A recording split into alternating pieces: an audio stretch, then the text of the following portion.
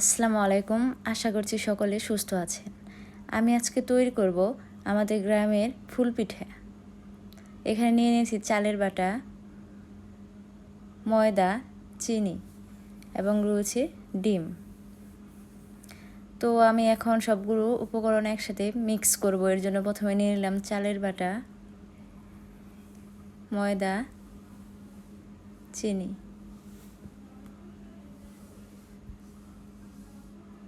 Test অনুযায়ী লবণ এবং ডিমগুলো দিয়ে দিচ্ছি।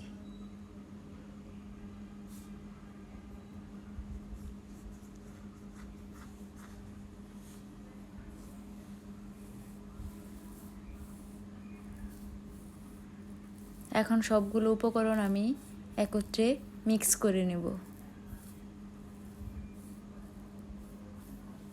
একটি চামচ দিয়ে আমি এগুলো ভালোভাবে নেড়েচেড়ে মিক্স করে নিচ্ছি। মিক্স করা হয়ে গেছে। এখন আমি কড়াইটি চুলার উপর বসিয়ে দিচ্ছি গরম হওয়ার জন্য।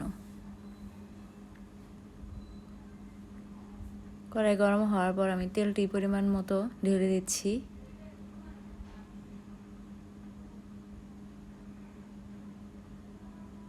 তেল গরম হয়ে গেছে। এখন আমি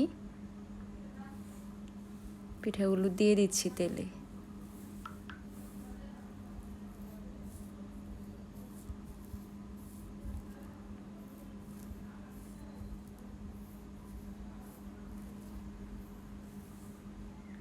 দেখতে পাচ্ছেন বন্ধুরা, কি সুন্দর ফুল পিঠা তৈরি হয়ে গেছে।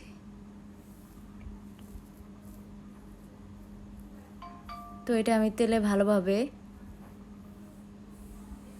ভেজে নিচ্ছি।